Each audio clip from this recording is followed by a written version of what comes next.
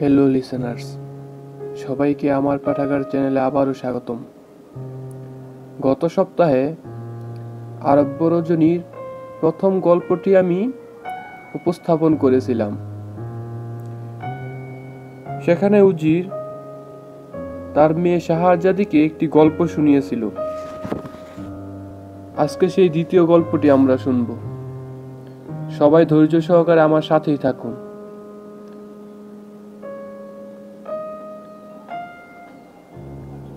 আমাদের আজকের গল্পের নাম গাধা, ষাঁড় ও বণিকের কাহিনী। কোনো গ্রামে এক বণিক বাস করতেন। তাহার অবস্থা বেশ জাঁকজমকপূর্ণ ছিল। তিনি পুত্র, কন্যা এবং বহু পরিজন লইয়া বেশ সুখেই কালাতিপাত করিতেছিলেন। আল্লাহর ইচ্ছায় তিনি পশু পক্ষীর কথাবার্তা বেশ বুঝিতে পারিতেন, তবে কাহারও নিকট তাহা প্রকাশ করা তাহার পক্ষে নিষিদ্ধ ছিল। সে কথা প্রকাশ করিলেই তাহার মৃত্যু অনিবার্য। ওই বণিকের বাড়িতে একটি গাধা এবং একটি ষাঁড় ছিল। ষাঁড় সমস্ত দিন মাঠে লাঙ্গল টানিয়া বাড়ি ফিরিয়া দেখিত গাধা দিব্য আরামে বিশ্রাম করিতেছে। তাহার স্থানটি কেমন পরিষ্কার পরিচ্ছন্ন। তাহার খাদ্যপাত্রে নতুন ঘাস এবং যবের দানা। তাহাকে পরিশ্রমও বড় একটা করিতে হয় না। কখনো কদাচিৎ প্রভুর বাহিরে কোথাও যাইবার আবশ্যক হইলে তাহাকে পৃষ্ঠে করিয়া লইয়া যায়। কিয়ৎক্ষণ পরে প্রত্যাবর্তন করিয়া ওইভাবে বিশ্রাম করে। আর ষাঁড়কে প্রত্যহই মাঠে গিয়ে জমি চাষ করিতে হয়। তাহার পর তাহার ভাগ্যে ওরূপ খাদ্যও মিলে না। উপরন্তু তাহার বাসস্থানও অতি কর্দমাক্ত। গাধার ঐরূপ সৌভাগ্য দর্শনে ষাঁড় মনে মনে একটি অস্বস্তি অনুভব করিত। একদিন ষাঁড় সেই গাধাকে সম্বোধন করিয়া বলিল, ভাই গাধা, তুমি বেশ সুখেই আছো। তোমার কার্যের মধ্যে প্রভুকে পৃষ্ঠে লইয়া একটু ঘুরিয়া আসা, তাহাও আবার সব দিন নয়। তাহার পর বাড়ির চাকরেরা তোমার কত সেবা করে, কত ভালো জবদানা এবং কচি ঘাস খাইতে দেয়। কিন্তু আমার কি ভাগ্য বলো দেখি। সকাল হইতে সন্ধ্যা পর্যন্ত মাঠে লাঙ্গল টানিতে হয়। একটু থামিলেই পিঠে পাচন বাড়ি পড়ে। এত যে পরিশ্রম করি, তবুও উদর পুরিয়া খাইতে পারি না। ষাঁড়ের দুঃখে সহানুভূতি প্রকাশ করিয়া গাধা কহিল, তোমাকে একটু সুপরামর্শ দিই। যদি সেই মতো কার্য করিতে পারো, তোমার এই দুঃখের অবসান হইবে। কাল সকালে কৃষক আসিয়া যখন তোমায় লাঙ্গলে জুতিতে চাইবে, তুমি শুইয়া পড়িবে, কিছুতেই উঠিবে না। এমনকি মারিলেও পড়িয়া পড়িয়া মার খাইবে। যখন অসহ্য বোধ হইবে, একবার উঠিয়াই আবার শুইবে। তাহার পর তোমার খাদ্যপাত্রে যখন কলাই বা অন্য শস্য দিবে, তুমি সেদিকে ফিরিয়াও চাহিবে না। অসুখের ভান করিয়া দু একদিন শুইয়া থাকিবে। তাহা হইলে তোমার এ কষ্টের লাঘব হইবে, আরামের মুখ দেখিতে পাইবে। এই সৎযুক্তি শুনিয়া ষাঁড় খুব আনন্দিত হইল। ষাঁড় এবং গাধার মধ্যে যখন এইরূপ কথাবার্তা হইতেছিল, দৈবক্রমে বণিক তখন ওই পশুশালার নিকট দিয়ে যাইতে যাইতে তাহাদের কথাবার্তা শুনিয়া মনে মনে একটু হাসলেন।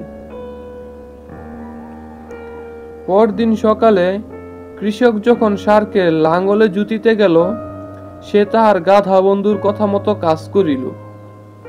কৃষক তাহাকে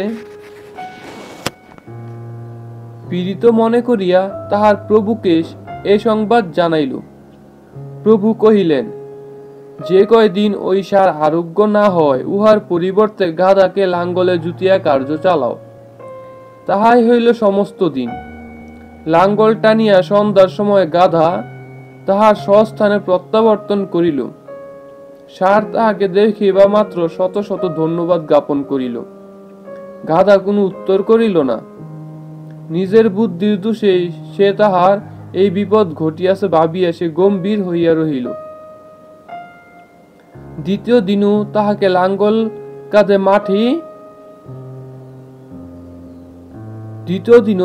লাঙ্গল কাঁধে মাটি চষিতে হইল। তাহার পর দিনও সে নিস্তার পাইল না। এখন সে এমন করিয়া এই বিপদ হইতে উদ্ধার পাইবে তাহাই ভাবিতে লাগিল। সন্ধ্যায় মাঠ হইতে যখন ফিরিয়া আসিল, ষাঁড় পূর্ব দিনের ন্যায় প্রীতি সম্ভাষণে তাহাকে আপ্যায়িত করিতে উদ্যত হইল। গাধা কহিল, থামো ভাই, মাঠ হইতে ফিরিবার সময় পথে যে কথা শুনিলাম তাহাতে তোমার জন্য মনটা বড়ই খারাপ হইয়াছে। অনেক আনন্দ কণ্ঠে ষাঁড় জিজ্ঞাসা করিল, কি কথা ভাই? গাধা কহিল, আমাদের প্রভু কৃষককে বলিতেছিলেন, কসাই ডাকিয়া ষাঁড়টাকে দিয়ে দাও, উহার দ্বারা আর যখন কাজ চলিবে না তখন আর বৃথা রাখিয়া লাভ কি? কসাইকে বলিয়া দিবে যে সে যেন উহাকে জবাই করিয়া উহার চামড়াখানা আমায় খুলিয়া দেয়। সত্য কথা বলিতে কি, এই কথা শুনিয়া আমার মনটা বড়ই খারাপ হইয়াছে। কেবলই ভাবিতেছি এখন কি উপায় করিলে তোমায় বাঁচাইতে পারি। এই কথা শুনিয়া ষাঁড় ভয়ে কাঁপিয়া উঠিল, কাতর কণ্ঠে কহিল, বলো ভাই, এখন উপায় কি? কি করিলে এই বিপদ হইতে রক্ষা পাইবে? গাধা কহিল, কাল সকালে তোমায় যখন ঘাস বিচালি আনিয়া দিবে, অন্য দিনের মতো ফেলিয়া রাখিও না, বরং খুব আগ্রহের সহিত খাইবে। তাহা হইলে প্রভু বুঝিবে তোমার রোগ সারিয়াছে। এখন তোমার দ্বারা আবার কাজ আদায় হইবে, সুতরাং তোমার আর কসাইখানায় জবাই করিতে পাঠাইবে না। ইহা ভিন্ন আমি তোমার বাঁচিবার আর অন্য উপায় দেখিতেছি না। তাহাদের অধ্যকার কথাবার্তাও বণিক শুনিলেন। পরদিন প্রাতকালে বণিক অপরাপর দিবসের ন্যায় তাহার পশুগুলির খোঁজ খবর লইতে আসিলেন। তাহার স্ত্রীও তাহার পাশে আসিয়া দাঁড়াইল। ষাঁড়ের রোগ সারিয়াছে, সে সমস্ত ঘাস বিচালি উদরে পুরিয়া বণিককে দেখিবা মাত্র আরো খাদ্যের প্রত্যাশায় বারবার তাহার মুখ বাড়াইয়া তাহার হাত চাটিবার জন্য জিহ্বা বাহির করিতেছে। তাহার এই ভাব দেখিয়া বণিক আর হাসি চাপিয়া রাখিতে পারিলেন না, হু হু করিয়া হেসে উঠিলেন। কৌতূহলের বশে তাহার স্ত্রী ইহার কারণ জানিতে চাহিল। বণিক কহিল, সে কথা তোমার শুনিয়া কাজ নাই। স্ত্রীর কৌতূহল আরো বাড়িল, সে কথা শুনিবার জন্য স্বামীকে পীড়াপিড়ি করিতে লাগিল। বণিক কহিলেন, সে কথা প্রকাশ করিবার উপায় নাই, প্রকাশ করিলে এখনই আমার প্রাণ যাইবে। স্ত্রীর বিশ্বাস হইল না, কহিল, ওসব বাজে কথা আমি শুনিতে চাহি না। আমাকে লক্ষ্য করিয়েই তুমি হাসিয়াছ। আজকাল তুমি আমাকে বড় তুচ্ছতাচ্ছিল্য করিতেছ। কেন হাসিলে? আমায় বলিতেই হইবে, যদি না বলো আমি কিছুই খাইব না, উঠিবও না, তোমার ঘর কন্যাও দেখিব না। এই বলিয়া বণিক স্ত্রী তত হইতে প্রস্থান করিল এবং তাহার ঘরে পড়িয়া কাঁদিতে লাগিল। বণিক এবং তাহার আত্মীয় স্বজন সকলে মিলিয়াও যখন তাহাকে বুঝাইতে সক্ষম হইল না, বণিক তখন তাহার প্রাণ দিয়াও স্ত্রীকে সন্তুষ্ট করিবার জন্য কহিলেন, এ কথা কি তোমার না শুনিলেই নয়? এখনো বুঝিয়া দেখো, এ কথা প্রকাশ করিবার সঙ্গে সঙ্গেই আমার প্রাণ যাবে। তুমি কি তাহাই ইচ্ছা করো? বণিক স্ত্রী কহিল, তুমি মরো আর বাঁচো তাহা আমার দেখিবার আবশ্যক নাই। যে কথা না শুনিয়া আমি কিছুতেই ক্ষান্ত হব না। বণিক তখন তাহার বিষয় সম্পত্তির বন্দোবস্ত করিয়া মরণের জন্য প্রস্তুত হইয়া তাহার পশুশালার পাশ দিয়া শেষ নামাজ পড়িতে চলিলেন। তাহার একটি কুকুর এবং একটি মোরগ ছিল। মোরগ এবং কুকুরের মধ্যে এই সময় কথাবার্তা হইতেছিল। বণিকের কানে তাহা প্রবেশ করিবা মাত্র তিনি সেই স্থানে দাঁড়াইলেন।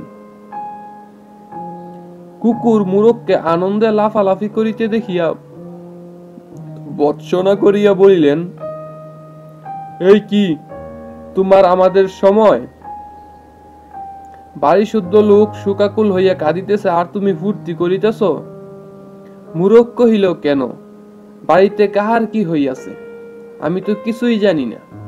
কুকুর তখন সকল কথা প্রকাশ করিয়া কহিল। তাহা শুনিয়া মুরগ কহিল, আমাদের প্রভুর মতন অমন বোকা আর নাই। আমার 50টি স্ত্রী, আমি তাহাদিগকে প্রদানত করিয়া ঠিক রাখিয়াছি, আর তাহার একটি মাত্র স্ত্রী, তিনি তাহাকে বসে রাখিতে পারিতেছেন না। ইহা কি কম দুঃখের বিষয়? তাহার যদি কিছুমাত্র বুদ্ধি থাকিত, তাহা হইলে ওই অবাধ্য স্ত্রীকে একটা ঘরে আবদ্ধ করিয়া তাহার পিঠে ঘা কতক ঝাঁটা সপা সব বসাইয়া দিলেই তাহার সকল রোগ সারিয়া যাইত। সে আর কখনো স্বামীর অবাধ্য হইতে সাহস করিত না। মোরগের কথায় বণিকের চৈতন্য হইল, তাহার আর নামাজ পড়িতে যাওয়া হইল না। তিনি এক কাছা ঝাঁটা সংগ্রহ করিয়া পত্নীর কক্ষে উপস্থিত হইলেন এবং তাহাকে আর কয়েকবার তাহার সংকল্প ত্যাগ করিতে বলিলেন। কিন্তু তাহার এই কথা, সেই গোপনীয় কথা সে কিছুতেই না শুনিয়া ছাড়িবে না। বণিক তখন ঝাঁটা বাহির করিয়া তাহার পিঠে প্রদান করিতে লাগিলেন। হাত আর থামে না, সশব্দে ঝাঁটা পিঠে পড়িতে লাগিল। পরিত্রাহী ডাক ছাড়িয়া বণিক স্ত্রী শেষে স্বামীর পা ধরিয়া বলিতে লাগিলেন, ওগো থামো থামো, আমায় ক্ষমা করো, আর কখনো এমন অপকর্ম করিব না। কাহারও গোপন কথা জানিবার জন্য আর কখনো জেদ করিব না। বণিক নিরস্ত হইলেন। আত্মীয় স্বজনগণ সুখী হইয়া হাসিমুখে শ্বশুরবাড়িতে ফিরিয়া গেল। বণিক স্ত্রী ও স্বামীর বাধ্য হইয়া সুখে কালাতিপাত করিতে লাগিল। এই গল্প বলিয়া উজির কহিলেন, মা, তোমার উপরও এইরকম একটা কিছু মুষ্টিযুগ প্রয়োগ না করিলে তোমার এ রোগ সারিবে না দেখিতেছি। শাহজাদি উত্তর করিলেন, বাবা, আপনি যাহাই বলুন, আমি কিছুতেই আমার সংকল্প হইতে ক্ষান্ত হইব না। আমি আপনার কথার অবাধ্য হইতেছি, তজ্জন্য আমায় ক্ষমা করবেন। আপনি আমার প্রতি স্নেহাবশত যদি আমায় সুলতানের হাতে অর্পণ না করেন, তাহলে আমি নিজে যে কোন উপায়ে পারি তাহার সামনে উপস্থিত হইব এবং তাহার কণ্ঠে বরমাল্য দান করিয়া তাহার স্ত্রী হইবার সৌভাগ্য লাভ করিব। অগত্যা উজির বাদশাহের দরবারে উপস্থিত হইলেন। জাহাপনা, আমার জ্যৈষ্ঠ কন্যা শাহজাদিকে আগামীকাল আপনার হস্তে অর্পণ করিব। বাদশাহ সবিস্ময়ে বলিয়া উঠিলেন, সে কি মন্ত্রী, তুমি জানিয়া শুনিয়া কেমন করিয়া নিজের কন্যাকে মৃত্যুর হাতে সঁপিয়া দিতেছ? উজির কহিলেন, জাহাপনা, আমার কন্যা নিজে প্রস্তাব করিতেছে। তাহার দৃঢ় প্রতিজ্ঞা, জীবন যায় স্বীকার, কিন্তু অন্তত এক রাত্রির জন্য সে বাদশাহের বেগম হইবার সৌভাগ্য লাভ করিবে। বাদশাহ কহিলেন, তাহার পর প্রভাতে যখন সে কন্যাকে তোমার হস্তে অর্পণ করিয়া তাহার প্রাণদণ্ডের আদেশ দিব, সে আদেশও তোমায় পালন করিতে হইবে, ইহা যেন মনে থাকে। নতুবা বাদশাহী আদেশ লঙ্ঘনের অপরাধে মাথা দেওয়া হইতে বিচ্যুত হইবে। উজির কহিল, সে কার্য আমার নিকট যতই কঠোর এবং নৃশংস হোক, তাহা আমাকে পালন করিতেই হইবে। বাদশাহ আর কোনো প্রতিবাদ করিলেন না। উজির বাদশাহের অনুমতি লাভ করিয়া কন্যার নিকট ফিরিয়া গেলেন। শাহজাদি তাহার কনিষ্ঠা দুনিয়ার জাতিকে গোপনে কহিলেন, প্রিয় ভগিনী, আমি বাদশাহের বেগম হইতে চলিলাম। তুমি আমার জন্য চিন্তাযুক্ত হইও না। আমি তোমার উপর একটি গুরুতর কার্যের ভার অর্পণ করিয়া যাইতেছি। আমি বাদশাহের আদেশ লইয়া তোমাকে আমার শরণাগারে রাখিবার ব্যবস্থা করিব। রাত্রি প্রভাত হইবার কিছু পূর্বে তুমি আমাকে অনুরোধ করিয়া বলিবে, আপা, যদি তুমি জাগিয়া থাকো, তুমি যে সকল আশ্চর্য গল্প জানো, আমাকে তাহার একটি বলো। আমার শুনিতে বড় স্বাদ হইয়াছে। আমি তোমার কথা শুনিয়াই গল্প আরম্ভ করিব। তুমি দেখিবে এই উপায়ে আমি দেশের একটি মহা ভয়ের কারণ অবসান করতে সমর্থ হইব। অনন্তর যথাসময়ে শাহজাদি বেশভূষায় সজ্জিত হইয়া পিতার সহিত বাদশার মহলে উপস্থিত হইলেন।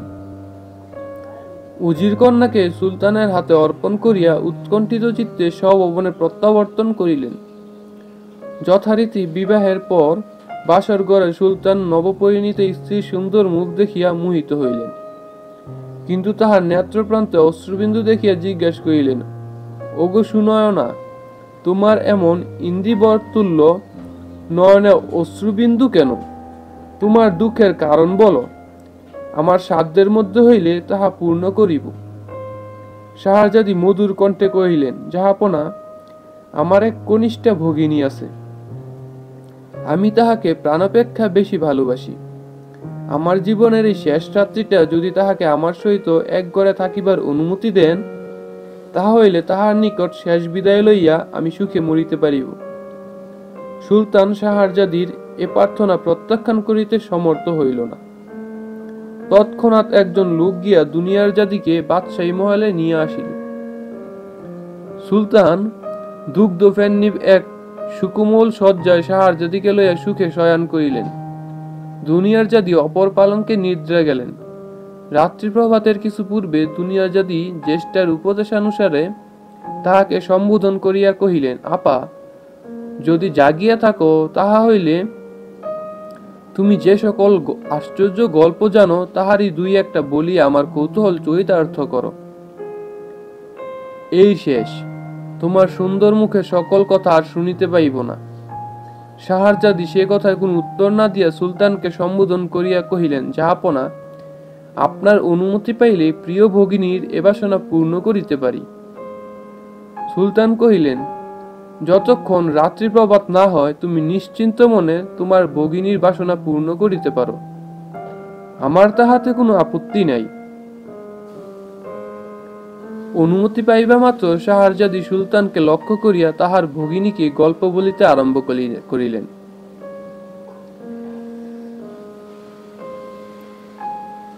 এতক্ষণ সবাইকে আমার সাথে থাকার জন্য ধন্যবাদ। আগামী পর্বে আমরা শুনতে পাবো যে শাহজাদি দুনিয়ার জাদিকে কোন গল্পটি বলে শুরু করেছিল। যদি ওই গল্পটিও শুনতে চান তাহলে লাইক এবং সাবস্ক্রাইব করে আমাদের পাশেই থাকুন। ধন্যবাদ।